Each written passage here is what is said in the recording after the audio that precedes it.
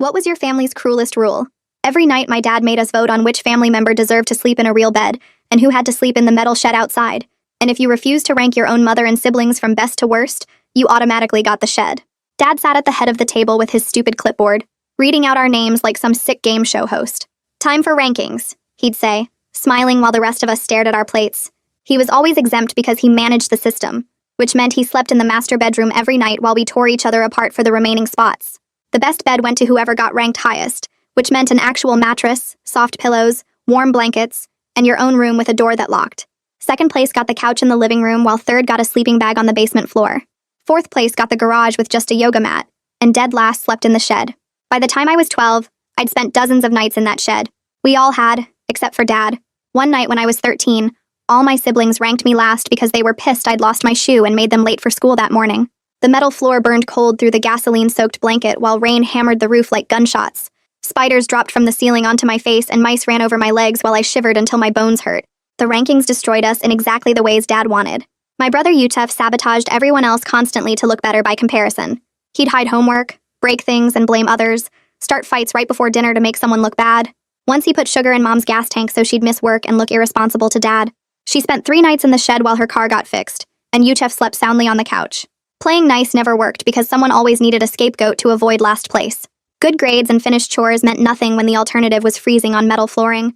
Every dinner became a silent calculation of who you could sacrifice tonight, which family member you loved least in that moment, whose suffering would hurt you least to cause. My sister Yasmin had perfected crying on command, and would sob during dinner about her previous nights in the shed, instantly earning sympathy votes. Yusef made deals and promises, trading future high rankings for votes now. Mom tried staying neutral, but that just meant everyone ranked her low for not having allies, so she spent more nights in the shed than anyone. After years of this, we barely spoke except to negotiate votes. Family dinner was just Dad reading rankings while we glared at each other across the table, calculating betrayals and planning revenge. I kept a notebook tracking voting patterns, looking for alliances to exploit or weaknesses to target. Trust between us had died long ago, and love followed shortly after. Then Yasmin got sick during a week of storms, running a fever so high she couldn't sit up at dinner. Dad's rule was absolute because no vote meant automatic shed placement. She lay there shaking and delirious, too weak to even point at names on his list. "Rules are rules," Dad said, marking her down for the shed before carrying her out there himself, while rain poured through the rust holes. By morning, she had pneumonia and was coughing up blood on the metal floor. Still too sick to vote the next night meant another automatic shed placement. I tried sneaking her extra blankets, but Dad caught me and called it tampering with rankings, which earned me 5 nights in the shed as punishment. I spent those nights listening to my baby sister dying 10 feet away, while Dad made notes about maintaining system integrity.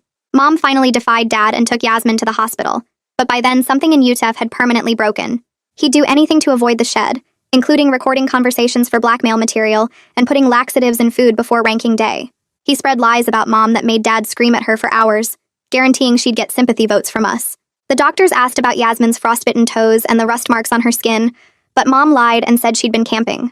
They didn't believe her, but couldn't prove anything without Yasmin talking, and she hadn't said a word since getting sick.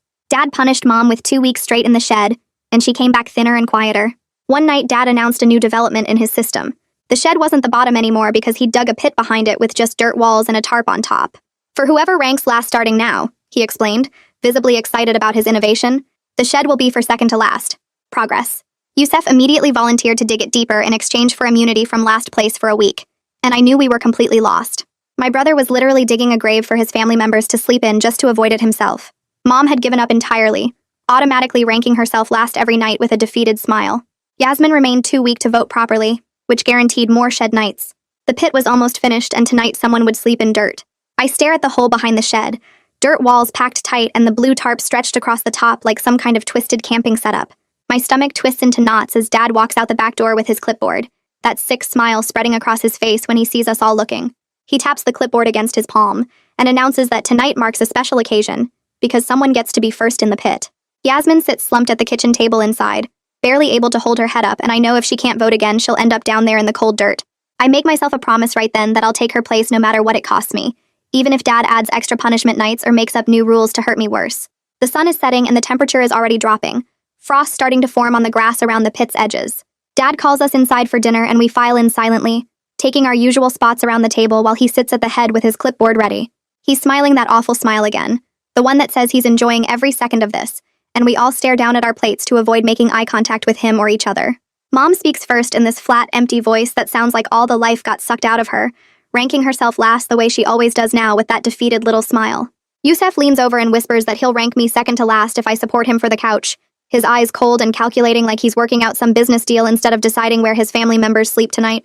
I want to punch him in the face, but I need allies if I'm going to keep Yasmin safe, so I nod slightly and watch Dad making notes on his clipboard. Yusef starts his usual performance, reminding everyone in this cheerful voice how he helped with dishes and took out the trash today, conveniently leaving out the part where he broke the bathroom faucet this morning and told Dad I did it. Yasmin tries her crying routine, but she's too weak to make it work, tears just sliding down her pale cheeks without the dramatic sobs that usually get her sympathy votes. She's shaking from fever or cold or both, and I can see her trying so hard to participate but failing. The whole ritual makes me physically sick, but I force myself to go through the motions anyway, ranking people in my head, and calculating who I can sacrifice tonight, because refusing to vote means automatic pit placement, and I can't help Yasmin if I'm the one down there. Dad reads through each name slowly, savoring the moment, while we call out our rankings one by one. When Dad finishes counting the votes, he looks almost disappointed for a second, then announces that Mom gets the pit and Yasmin gets the shed. Something about his tone makes it clear he was hoping Yasmin would end up in the pit for the big debut, but the numbers worked out different.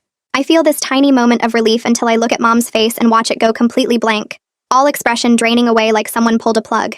She doesn't protest or argue or even look upset, just stands up slowly and walks toward the back door like a ghost floating across the room. I want to scream that this isn't normal, that families don't do this to each other, that we should all refuse together and let Dad sleep in his own stupid pit, but the words get stuck in my throat and won't come out. Yusef is already heading for the living room to claim the couch, and Yasmin shuffles toward the back door, coughing wetly into her hand. That night, I lie on my sleeping bag in the basement and can't stop thinking about the storm week when Yasmin got pneumonia. I can still hear her coughing up blood on the metal shed floor, this awful wet sound that went on for hours while I shivered through my own punishment nights for trying to sneak her blankets. Dad had called it tampering with rankings and added 5 extra nights to my sentence, standing there with his clipboard taking notes about maintaining system integrity, while his daughter was literally dying 10 feet away from him. The memory makes my hands shake with rage, and I have to press them flat against the concrete floor to make them stop. Mom is in the pit right now, lying in cold dirt with just a tarp between her and the night sky, and I'm down here safe and warm by comparison. The guilt sits heavy in my chest, but I remind myself that being in the basement means I can still help, still plan, still figure out how to stop this. I can't sleep knowing Mom is out there, so I sneak over to the tiny basement window and look out at the backyard. It's almost midnight and getting colder, frost forming thick on the grass around the edges of the pit. The tarp sags slightly in the middle where Mom must be lying underneath, and I can see her shape moving occasionally, trying to find a position that doesn't hurt as much. Dad's bedroom light is still on upstairs, and I can see his shadow moving around behind the curtains, probably reviewing his precious clipboard and making notes about tonight's rankings, planning new ways to torture us tomorrow. He's probably excited about how well the pit is working, already thinking about improvements he could make or new rules he could add to the system. I pull out my phone that I've been hiding in my sleeping bag, wrapped in an old sock so Dad won't find it if he searches down here. I look at the photos I took weeks ago of Yasmin's frostbitten toes, the skin black and dead looking at the tips and the rust marks on her back from the shed floor that look like someone beat her. My hands shake as I scroll through the images and realize I have to do something bigger than just taking pictures, something that might actually stop this before someone dies in that pit. Even if it means Dad punishes me worse than ever, even if he adds weeks to my shed time or invents some new horrible consequence, I can't let Yasmin end up down there in the dirt. The photos are evidence, but they're not enough. Not when Dad can smile and charm his way through any conversation, making everyone believe we're just dramatic kids exaggerating normal discipline. The next morning, I wait until I hear the shower running upstairs, then creep into the kitchen where Mom is standing at the sink. I whisper about maybe calling someone for help, a teacher or a neighbor or even the police, keeping my voice low so Dad won't hear through the bathroom door. Mom grabs my arm hard enough to leave marks, her fingers digging into my skin, and warns me in this urgent whisper that Dad always finds out about everything we do. She says he has ways of knowing, that he checks our phones and reads our notebooks, and listens to our conversations, and anyone who tries to get outside help just ends up punished worse. Her eyes look hollow and scared, like all the fight got beaten out of her years ago, and I realize she's been broken so completely that she can't even imagine escape anymore. She actually believes we're stuck in this system forever, that there's no way out except to survive it one night at a time. At breakfast, Yusef is practically bouncing in his chair, bragging to Dad about how he made the pit 6 inches deeper yesterday afternoon. He holds up his hands to show off the blisters on his palms like they're trophies he won, going on about how the extra depth will provide better insulation or some garbage like that. Dad actually smiles at him, this genuine proud father smile I haven't seen in years, and promises Yusef immunity from last place for the next week as a reward for his hard work. I feel physically sick watching my brother volunteer to dig what's basically a grave for his own family members, doing it eagerly just to save himself from ending up down there. Yutef meets my eyes across the table, and there's no guilt or shame in his expression. Just this cold satisfaction that he's secured his safety for another week. He's turned into exactly what Dad wanted him to be. I spend the rest of the morning trying to understand why Dad does this. What he actually gets from watching us destroy each other every single night. It's not just about control, though that's part of it. He genuinely enjoys the rankings. I can see it in his face when he reads the results. The way his eyes light up when we have to calculate who we love least in that moment. He likes the fear in our eyes when we realize we might be going to the pit. The desperate negotiations we make with each other. The way trust between us died years ago and got replaced with survival calculations. He calls it system integrity and talks about fairness and rules. But really it's just cruelty disguised as some kind of reasonable family structure. And he's the only one who never suffers. Never spends a single night cold or scared or hurt. Just sleeps in his comfortable bed every night while we tear each other apart for the remaining spots. At the school the next day, I can barely keep my eyes open during first period. My head nodding forward every few minutes until I jerk awake again. The teacher's voice sounds like it's coming from underwater, and the words on the board blur together into meaningless shapes. I dig my fingernails into my palm hard enough to leave marks, because falling asleep means I won't be able to think clearly tonight, and if I can't participate in rankings, I get the pit automatically. During math class, I start doing calculations that have nothing to do with the lesson, figuring out how to protect Yasmin tonight. If I can convince Yutef to rank Mom second to last and I volunteer for last place myself, at least Yasmin gets the couch. It's not much protection, but it's something, and keeping her safe is the only thing that still matters in this destroyed family. The bell rings for lunch, and instead of going to the cafeteria, I head straight for the bathroom on the second floor that nobody uses. I lock myself in the far stall and pull out my phone with shaking hands, rolling up my sleeves to photograph the bruises on my arms from 3 nights ago when Dad grabbed me during a ranking argument. The marks have faded to yellow and green, but they're still visible, proof that this isn't normal discipline. I take 5 photos from different angles, making sure the bruises show up clearly in the bathroom's harsh lighting. Then I open my voice recorder app and start explaining the system in a low whisper, keeping my voice factual and calm even though my hands won't stop trembling. I describe the shed, the pit, the nightly votes, how Dad exempts himself while forcing us to rank each other. My mouth goes dry halfway through and I have to stop and swallow before continuing, terrified that someone will walk in and hear me, that Dad will somehow find out what I'm doing. The whole recording is maybe 90 seconds long, but it feels like hours, and when I'm done, my heart is pounding so hard I feel sick. I delete the recording from the recent files list and stuff my phone back in my pocket, then sit on the toilet lid trying to calm down enough to go to class. The rest of the school day passes in a blur of exhaustion and planning. I keep thinking about Miss Ann McCann, how she's always been kind when I've fallen asleep in her class, the way she looks at me sometimes like she knows something is wrong. If I can just get her to really listen, maybe she'll help us. I practice the words in my head during every class, trying to figure out how to explain the shed and pit without sounding crazy or dramatic. It has to sound believable, factual, like I'm reporting something that happened rather than making up stories for attention. By the time the final bell rings, I've rehearsed it 20 times, and the words almost sound normal instead of completely insane. After school, I go to the library instead of heading straight home, finding a computer in the back corner where nobody can see my screen. I create a new email account with a random username that has nothing to do with my real name, then upload all the photos and audio files to a hidden folder in the cloud. It takes forever because the library Wi-Fi is slow, and I keep checking over my shoulder to make sure nobody is watching. Once everything is uploaded, I delete the files from my phone's camera roll and recent items, going through every folder twice to make sure Dad won't find anything if he checks. The hidden cloud folder is password protected, and the password is something Dad would never guess. A line from a book Yasmin used to read before she got too sick to care about stories. I get home right before dinner and Dad is already at the table with his clipboard, that sick smile on his face like he's about to host a game show. Mom is setting out plates with mechanical movements, her face blank and empty. Yasmin sits hunched in her chair, coughing into her elbow, and Yutef is watching everyone with calculating eyes. I slide into my seat and immediately lean toward Yusef, keeping my voice barely above a whisper. I tell him I'll rank him high tonight if he helps keep Yasmin off the bottom, promising him the couch if he ranks Mom second to last. His eyes narrow as he considers the deal, weighing the benefits against the risks. Dad's gaze shifts toward us, and I can see him noticing the whispered conversation, but Yutef gives me a tiny nod of agreement. When the voting starts, I rank Yusef second and myself last, and Yusef follows through on our deal. The final results give Yasmin the couch, Yusef the sleeping bag in the basement, Mom the shed, and me the garage. It feels like a victory for about 30 seconds, until I notice Dad making notes on his clipboard with that cold, calculating expression he gets when he's planning something new. After dinner, Dad stands up and announces a new rule in his calm, reasonable voice. He explains that any collusion or vote trading will result in automatic pit placement for both parties involved, effective immediately. His eyes are locked on me and Yutef as he speaks, and my stomach drops as I realize he saw everything. Our whispered deal, the coordinated votes, all of it. He's always one step ahead, always finding new ways to isolate us from each other and prevent any kind of alliance. My small victory turns to ashes in my mouth as I understand that protecting Yasmin just got infinitely harder. Yusef won't risk helping me again now that Dad has made it a punishable offense, and I'll be on my own trying to keep her safe. That night, I lie on the yoga mat in the garage, staring at the ceiling and listening to the sounds of the house settling. The concrete floor is cold through the thin mat, and my back already hurts from the hard surface. I think about Yasmin getting weaker every day, Mom giving up completely, Yusef turning into a monster just to survive. If I don't speak up now, someone is going to die in that pit. Maybe Yasmin from another bout of pneumonia, maybe Mom from the cold and starvation, maybe even me if Dad decides to make an example. I have to risk outside help no matter what Dad does to punish me, because living with the guilt of staying silent would be worse than any night in the pit. The next morning at the school, Mrs. McCann pulls me aside after I turn in an essay that I can barely remember writing. The words on the page are a mess, sentences trailing off mid-thought and paragraphs that don't connect to each other. She holds the paper carefully and asks if everything is okay at home, her voice gentle and concerned.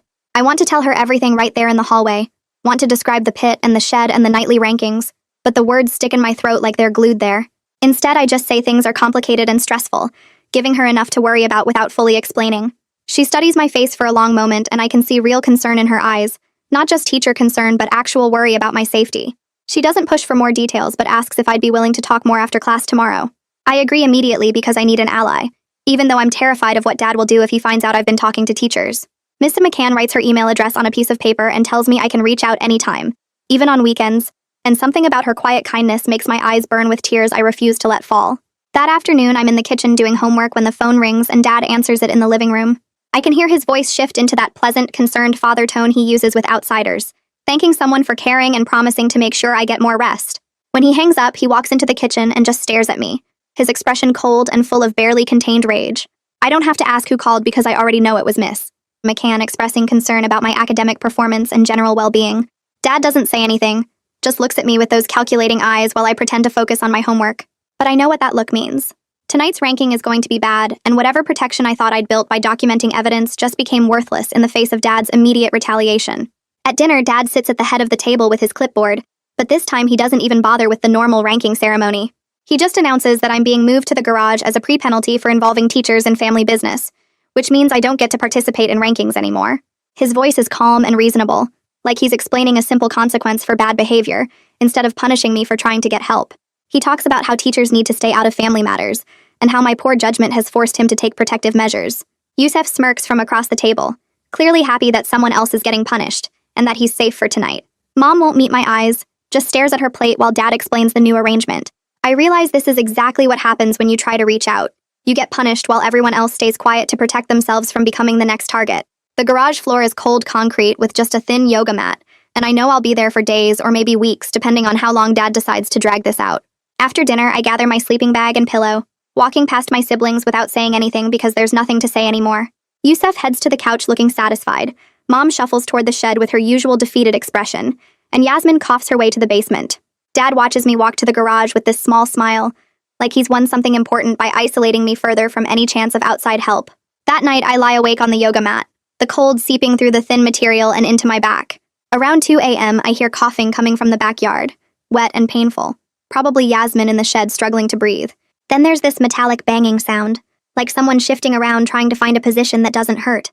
I press my ear against the garage wall, but I can't tell if it's Mom in the pit or just the shed settling in the cold. Next door, our neighbor Fergus stands at his fence in his bathrobe, listening to the sounds of suffering coming from our property.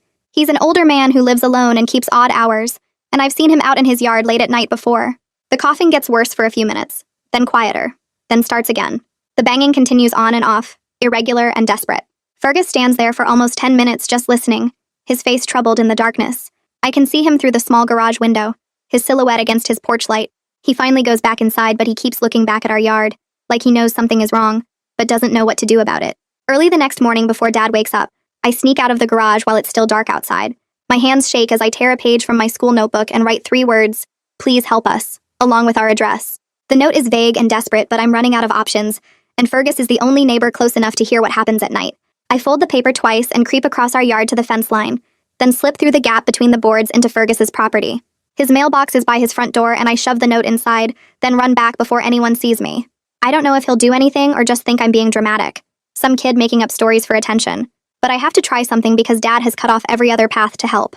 Back in the garage, I lie down and pretend to sleep, my heart pounding so hard I can feel it in my throat.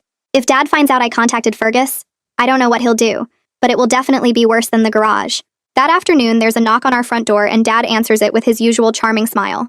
Fergus stands there holding a small package, making some excuse about how it was delivered to his house by mistake. I hover in the hallway behind Dad, trying to make eye contact with Fergus without being obvious. They chat pleasantly about the weather, about how cold it's been getting at night, about normal neighbor things. Dad deflects every subtle question about the family with practiced ease, talking about how busy we all are with school and work. Fergus asks if everyone's feeling okay since he heard some coughing last night, and Dad laughs it off saying Yasmin has a little cold but nothing serious. I try to catch Fergus's eye, but Dad shifts his position to block me from view, still smiling and making small talk. Fergus looks frustrated and uncertain, like he wants to say more but doesn't know how without being rude or intrusive.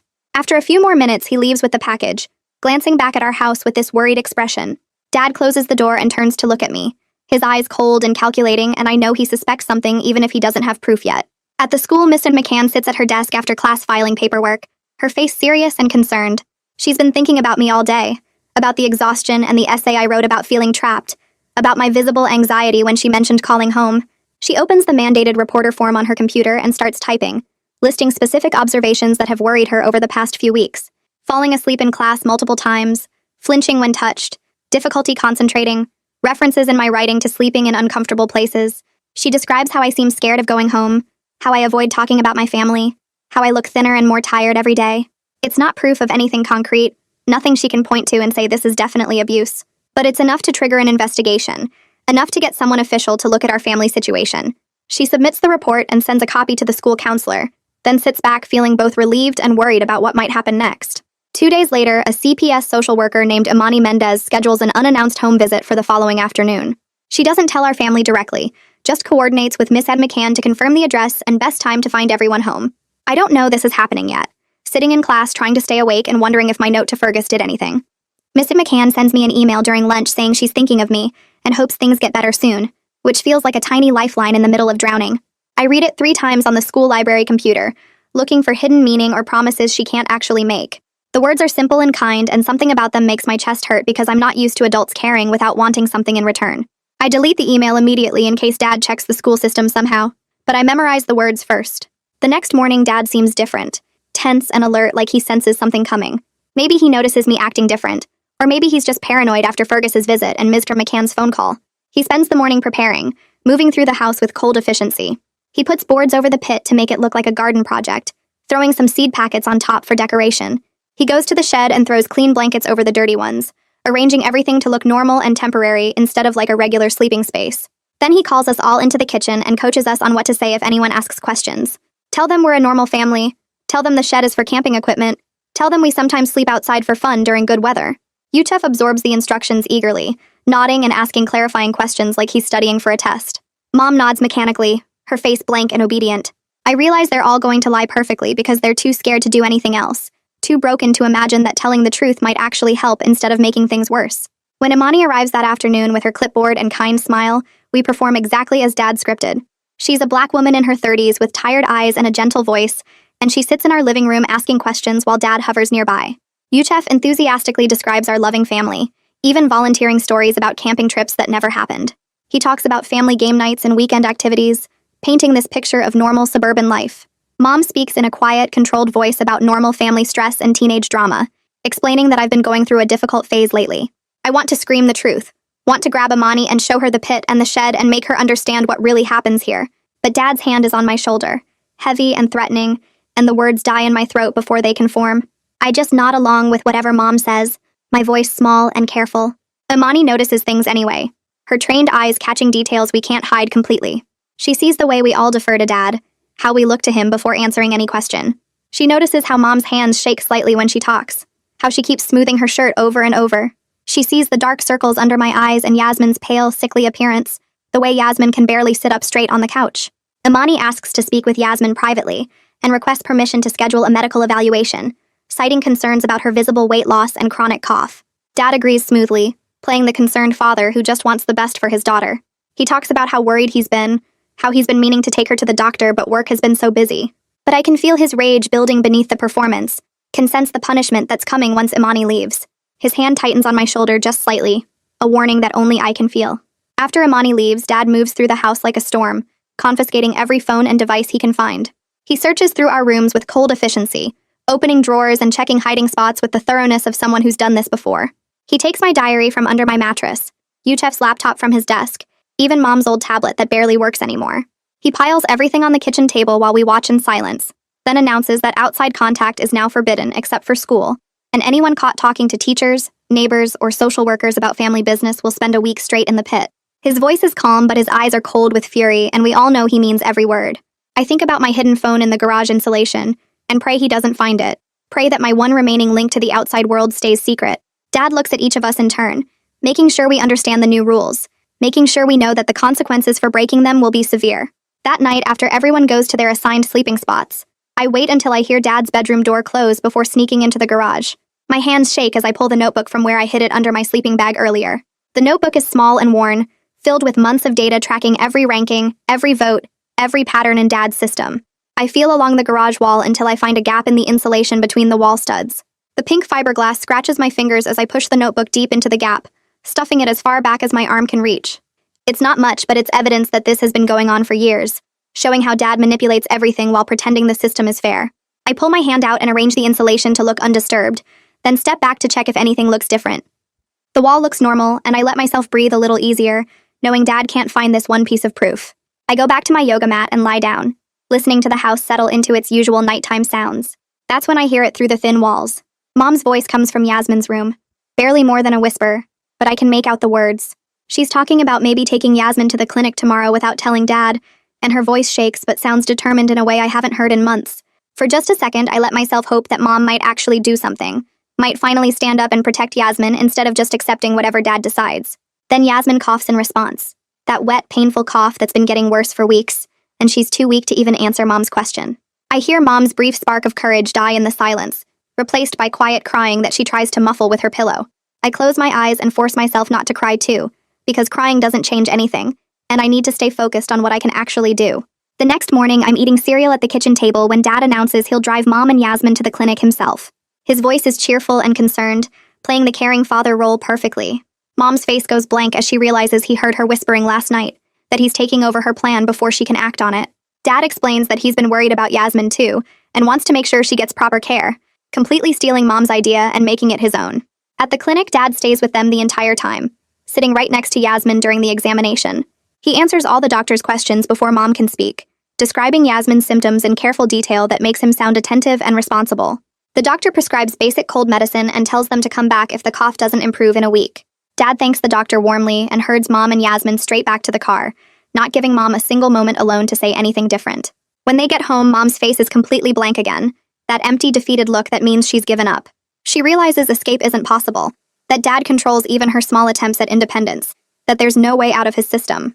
At dinner that night, I take a huge risk and slip my phone into my hoodie pocket before coming to the table.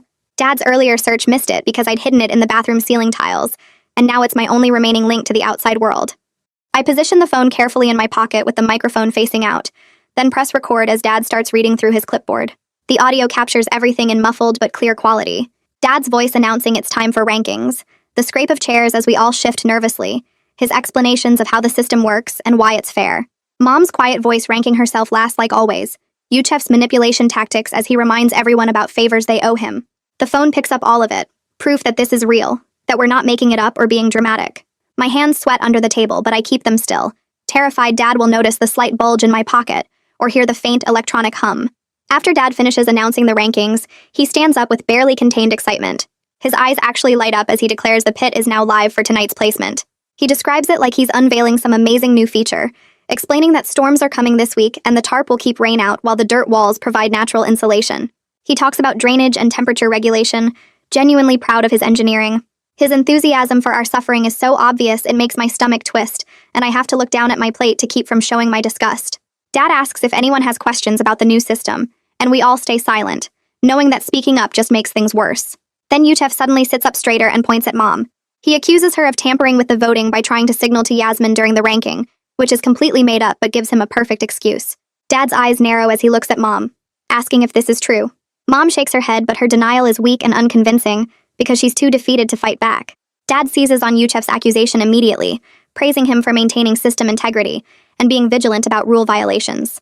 He confirms that Mom will take the pit tonight as punishment for attempting to manipulate the voting process, I watch my brother sacrifice our mother without any hesitation, selling her out to protect his own ranking, and something inside me breaks permanently. The part of me that still believed family meant something, that still hoped we could somehow come together against Dad, just dies right there at the dinner table. Yusef won't meet my eyes as Dad writes Mom's name next to the pit assignment, and I realize my brother is completely lost to Dad's system now. After dinner, I go to the garage and lie down on my yoga mat, listening to the sound of rain starting to fall outside. Each drop hits the roof like a tiny hammer, and I know Mom is in that pit right now with only a tarp between her and the storm. The guilt and rage mix together until I can barely breathe, my chest tight with the weight of knowing I could have ranked her higher but didn't. But the anger also makes my resolve harder and clearer. Tomorrow I'm calling 911 no matter what happens to me afterward, no matter how Dad punishes me or what threats he makes. Someone has to break the silence even if it means Dad punishes me until I break too, because staying quiet isn't protecting anyone anymore. I lie there for hours listening to the rain get heavier, imagining Mom in that dirt hole getting colder and wetter, and I promise myself that this ends tomorrow. At the school the next morning, Mrs. McCann pulls me aside before class starts. She asks directly about the uncomfortable sleeping places I mentioned in my essay last week, her voice gentle but firm. I'm so exhausted and scared that the words just come out before I can stop them. I tell her about the shed, about how it's metal and cold and full of spiders, about how we take turns sleeping there based on rankings. Mrs. McCann goes very still as I talk, her face getting paler with each detail. She asks careful questions about how often this happens and who decides the sleeping arrangements, and I can see her mentally filing a mandated report even as we speak. Her hand shakes slightly as she writes notes, and when I finish talking, she tells me she's going to make sure I get help. By lunch, Mr. McCann has updated her CPS report with explicit concerns about inadequate shelter and potential hypothermia risk. She includes my direct statement about the metal shed, detailed notes about Yasmin's declining health that she's observed during school pickup, and her observations of our family's fear-based dynamics. The report gets flagged as high priority because it involves young children and dangerous living conditions, and CPS assigns it to Imani for immediate follow-up. That afternoon, Imani returns to our house with 2 police officers, their expressions serious and concerned. Dad's performance is absolutely flawless as he invites them inside with a warm smile. He shows them the shed, which he's filled with camping equipment and clean blankets, making it look like a fun outdoor adventure spot rather than a punishment cell. Dad explains calmly that I've been telling stories because I'm angry about normal discipline, that I have a vivid imagination and sometimes exaggerate to get attention. He suggests I might need counseling for my tendency to dramatize regular family situations. The officers look uncertain as they compare Dad's reasonable explanations to what they were told to investigate. One officer asks me directly if anyone forces me to sleep outside, and Dad's hand lands on my shoulder, heavy and threatening. I open my mouth, but nothing comes out because I can feel Dad's fingers pressing into my shoulder blade, a silent reminder of what happens if I speak up. The officers exchange glances and tell Dad they'll file a report, but everything seems fine for now. Just make sure proper supervision is maintained. They leave with just a warning about keeping better communication with the school, and my heart sinks into my stomach as I watch their car pull away. Dad closes the door and turns to look at me, and the pleasant expression drops from his face like a mask being removed. He doesn't yell or scream like I expected, which somehow makes everything worse. Dad just stands there looking at me with this calm, cold expression, and announces that I'll be sleeping in the pit tonight regardless of the rankings, as a consequence for lying to authorities. Mom's head snaps up and she opens her mouth to protest, but Dad turns that same cold look on her, and she shrinks back into her chair without making a sound. I watch this happen, and something clicks in my brain about what seeking help actually costs. How the punishment for speaking up is immediate, and everyone else just watches it happen, because they're too scared to intervene. Dad doesn't need to hit anyone or break things when he can control us with just a look, and the threat of that hole in the ground. The rest of dinner passes in complete silence while Dad finishes his meal like nothing happened, and I sit there knowing that in a few hours I'll be climbing down into actual dirt with only a tarp between me and the sky. When dinner ends, Dad dismisses everyone except me and explains very calmly that this is what happens when family business gets shared with outsiders, that I brought this on myself by exaggerating normal discipline to teachers who don't understand how families work. His voice never rises above normal conversation level, but every word lands like a physical blow. That night, I climb down into the pit, and the reality of it hits me harder than I thought possible. The dirt is cold and damp under my hands, seeping through my clothes immediately and making everything feel wet and heavy. The tarp above me drips rain through small tears, cold drops hitting my face and neck in random patterns that I can't predict or avoid. The walls are so close I can touch both sides if I stretch my arms out, and the feeling of being trapped makes my chest tight and my breathing shallow. I try to find a position that doesn't hurt, but every way I sit or lie down just presses more cold mud against my skin. Above me, I can hear normal house sounds, footsteps and doors closing, and I know Dad is up there getting ready for bed in his warm room with his soft mattress and locked door. Through the fence, I can hear Yasmin coughing in the shed, that wet, painful sound that means her lungs still haven't recovered from the pneumonia. She's only 10 feet away, but it might as well be miles, because we're both trapped in our separate punishments, suffering alone while Dad sleeps soundly, knowing his system is working exactly like he designed it to. I spend hours shivering in the mud while rain hammers the tarp above me, and I force myself to stay calm even though the walls feel like they're closing in. Spiders crawl across my arms and I can't see them in the darkness, but I feel every leg touching my skin, and something with too many legs runs over my ankle, making me jerk away and hit my elbow on the dirt wall. The cold seeps into my bones until I can't stop shaking, but I make myself focus on tomorrow instead of right now, on what I'll do next, and how I'll make someone believe me this time. I think about Mrs. McCann's concerned face and the way the police looked uncertain, about how Dad's performance was so perfect they couldn't see past it to the truth. My body is freezing and scared, but something in my mind gets harder and clearer with each hour in this hole.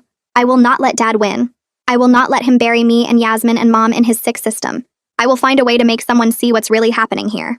Through the fence, Fergus hears the sounds again. Louder this time because the rain has stopped and everything is quiet except for the suffering in our backyard. He stands at his window in his dark house and listens to the wet, painful coughing coming from the shed and softer sounds of distress from somewhere else in the yard. He can't see anything because of the fence and the darkness, but he pulls out his phone and starts recording, capturing the audio evidence of whatever is happening over there. The recording picks up Yasmin's coughing clearly, each sound harsh and concerning, and underneath it there are other noises that might be crying, or just someone trying to stay quiet while they're in pain.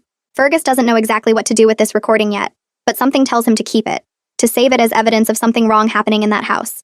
He records for 5 full minutes before the sounds quiet down, then saves the file with the date and timestamp showing it was recorded at 2 in the morning. The next morning at the school, I go to the bathroom before PE class and pull out a permanent marker from my backpack. My hands shake as I write, "We sleep in a pit" on my left forearm in big clear letters, making sure it's dark enough to be visible and placed where people will see it when we change for gym. I don't write anything else. Don't add explanations or details, just those 5 words that tell the simple truth. In the locker room, other students notice immediately and start whispering to each other, pointing at my arm and asking what it means. I don't elaborate or try to make it sound worse than it is. Just repeat the same thing when people ask. Sometimes we sleep in a pit in the backyard. That's it. That's the truth. The PE teacher sees it when she's walking through, checking that everyone is dressed for class, and her face goes pale as she reads the words. She tells me to come with her right now and walks me straight to the counselor's office without explaining anything to the other students. I let her lead me there, and I feel both scared and relieved, because at least someone is taking it seriously this time. The school counselor sits me down in her small office and asks very careful questions about what I mean by pit, and how often this happens. I stay calm and factual, describing the dimensions of the hole, about 4 feet deep and maybe 3 feet wide, with dirt walls and a tarp stretched over the top. I explain about the mud and the rain dripping through and how the walls are close enough to touch both sides at once.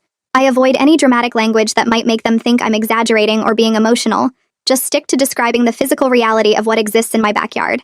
The counselor's face gets paler with each detail, and she writes everything down carefully. Then Mr. McCann comes in and interviews me separately, asking her own questions about the pit and the shed and how the whole ranking system works. I describe it all the same way, factual and specific, giving them measurements and details they can verify. Both their faces show the exact moment they realize I'm telling the literal truth, not speaking in metaphors or acting out for attention. This is real. This is actually happening. Their expressions shift from concerned to horrified, and I know this time they believe me. Mrs. McCann excuses herself and goes straight to her office to call Imani, her voice urgent even though she's trying to stay professional. She explicitly names the pit in her update, explaining that I've now made consistent disclosures across multiple days and different contexts. She emphasizes that this isn't teenage drama or attention-seeking behavior, that I'm describing specific verifiable conditions that pose immediate danger to multiple children. She mentions the writing on my arm, the interview details, the way I stayed calm and factual instead of emotional or exaggerated.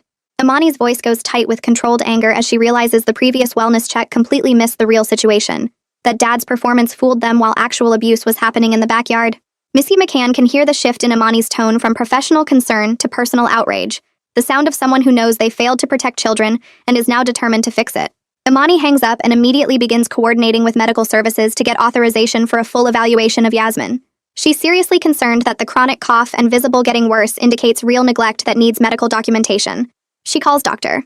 Romano at the Children's Hospital and explains the situation, arranging for Yasmin to be brought in for a complete assessment as soon as possible.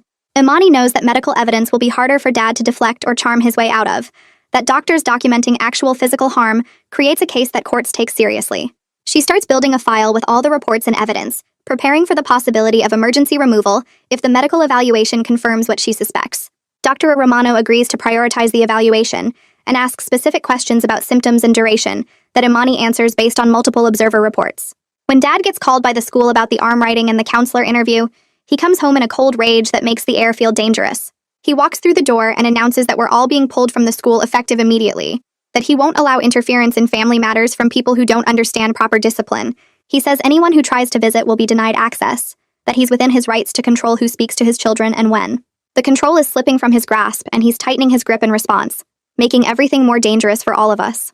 Mom sits frozen at the kitchen table while Dad paces and talks about his rights and privacy, and how teachers are overstepping their authority. Yusef nods along with everything Dad says, already calculating how to use this situation to his advantage in tonight's rankings.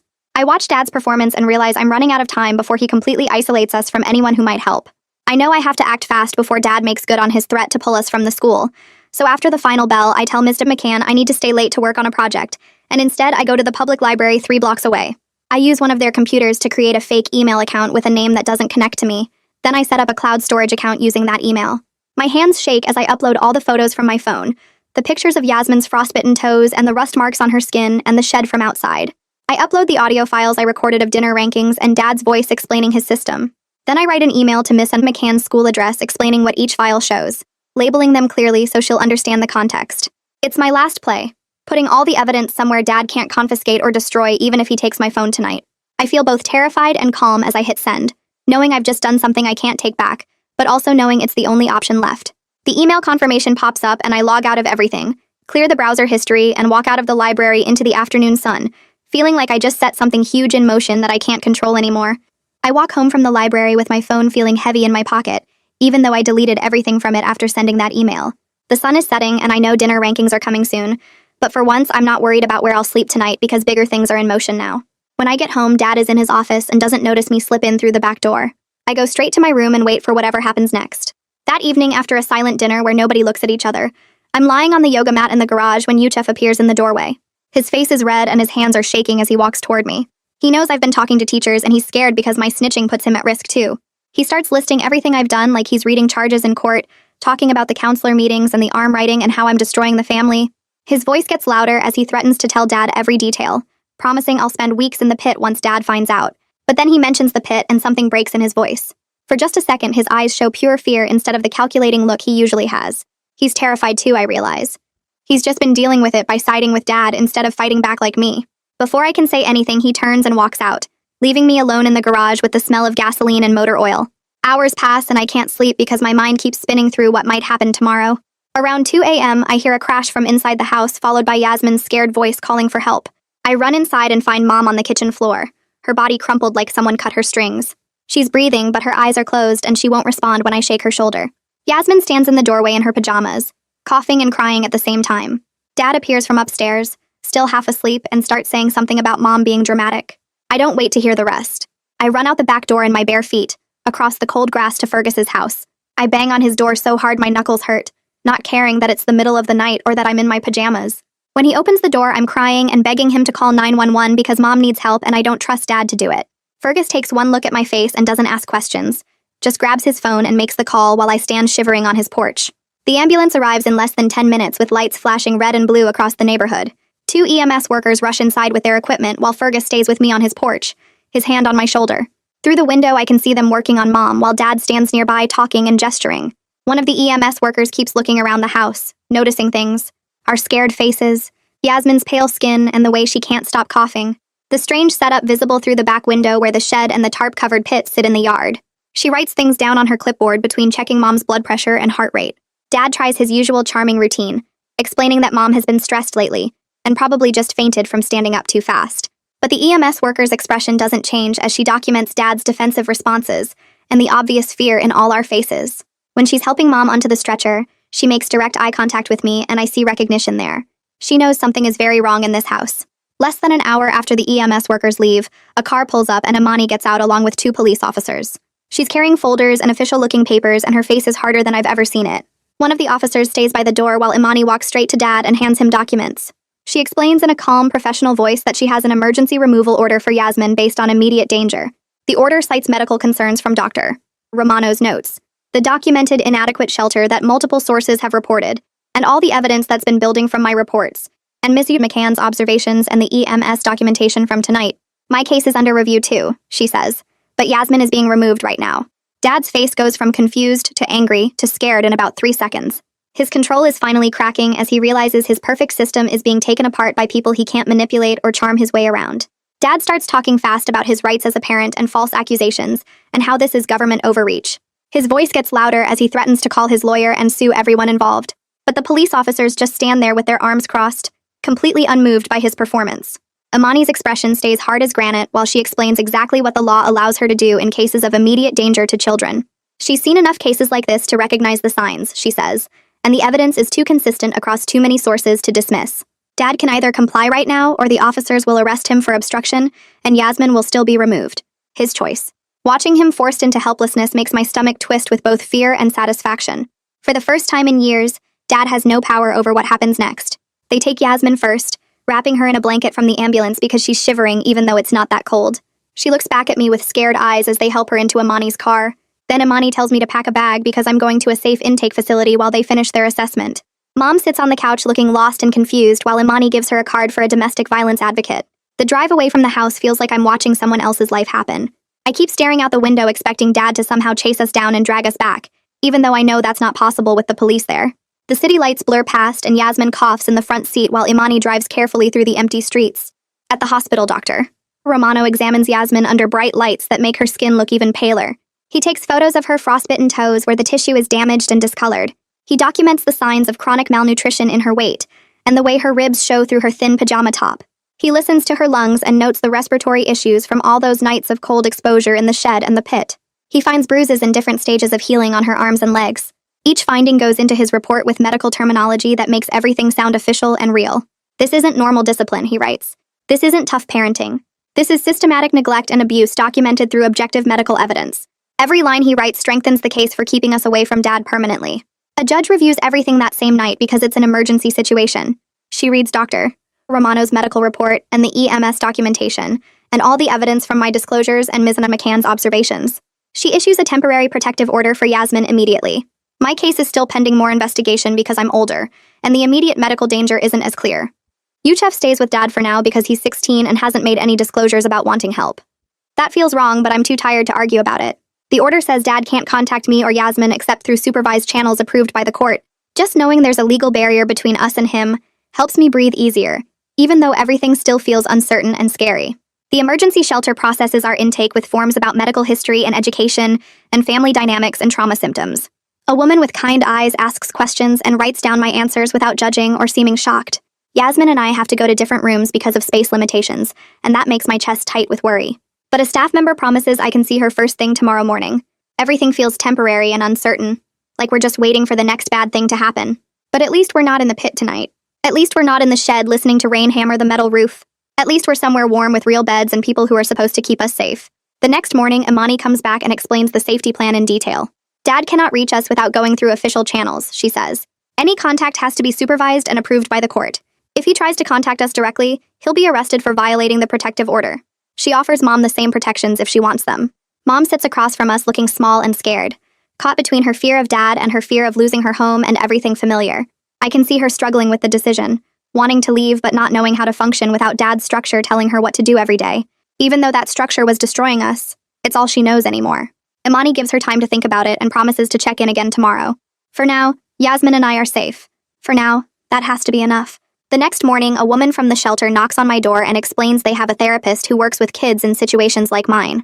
I agree to meet with her even though the idea of talking to a stranger about the rankings and the pit makes my stomach hurt. The therapist is younger than I expected, with kind eyes that don't push or demand anything from me. She sits across from me in a small office and explains that weekly sessions are available whenever I'm ready to talk, that there's no pressure or timeline, that this is my space to use however I need. It feels strange having someone care about how I'm doing without expecting anything back, without ranking me or punishing me for existing.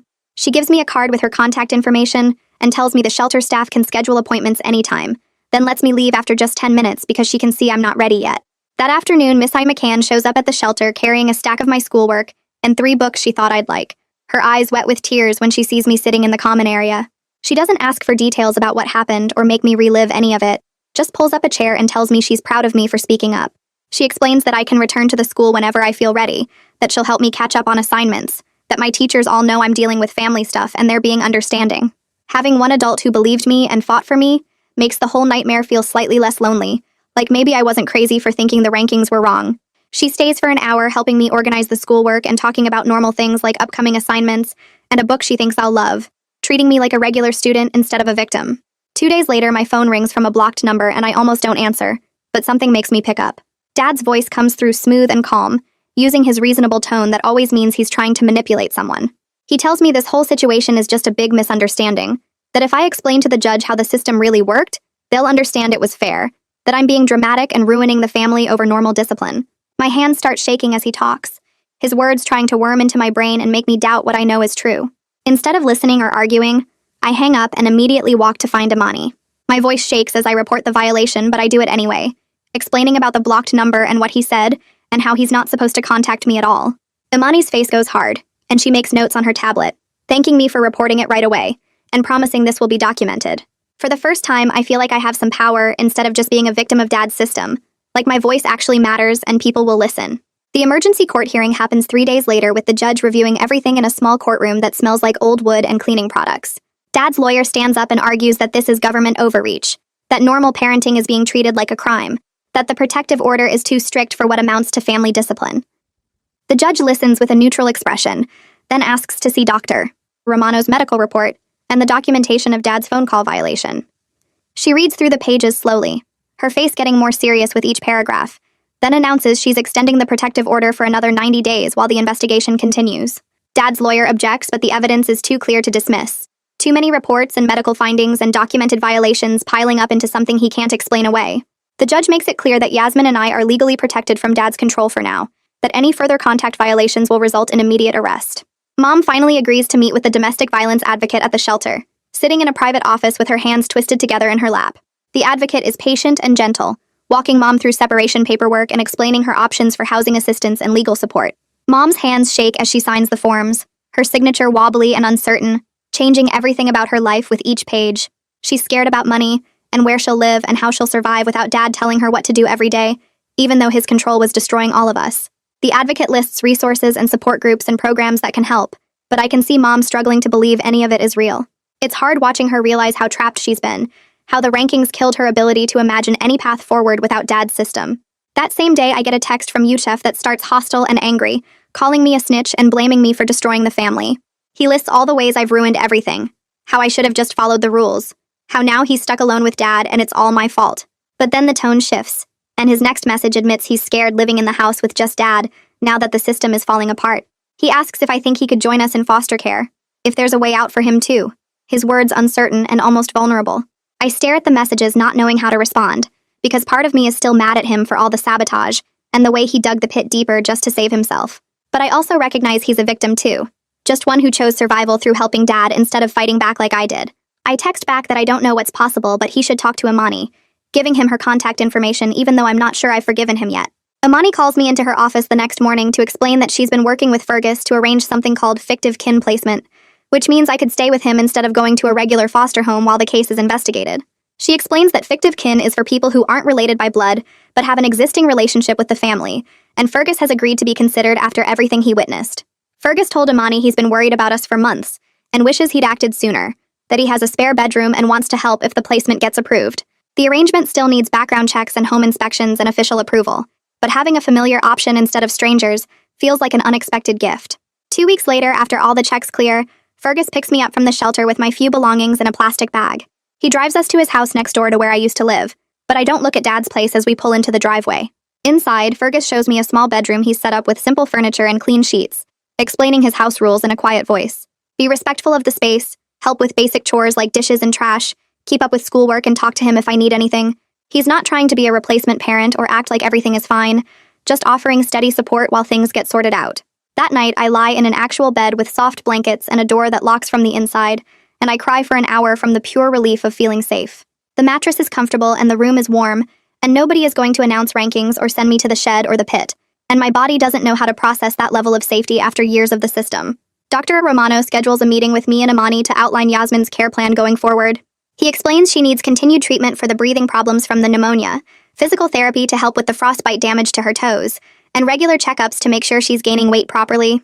The healing will be slow and some effects might be permanent, which is scary to hear, but at least now she's getting real medical attention instead of being left to suffer in a metal shed. He gives us a schedule of appointments and prescriptions and therapy sessions, making Yasmin's recovery feel organized and possible instead of hopeless. When I return to the school 2 weeks later, everything feels both familiar and completely different. Miss McCann welcomes me back with a warm smile and gives me time to catch up on missed work without pressure. For her next essay assignment about personal growth, I write about the power of silence, not describing the pit or the rankings directly, but exploring how keeping quiet protects people who hurt others. I write about how speaking up, even when you're scared of what might happen, is the only way to break cycles of abuse and control. My voice feels stronger on the page than it ever did at Dad's dinner table, each word chosen carefully to express what I've learned.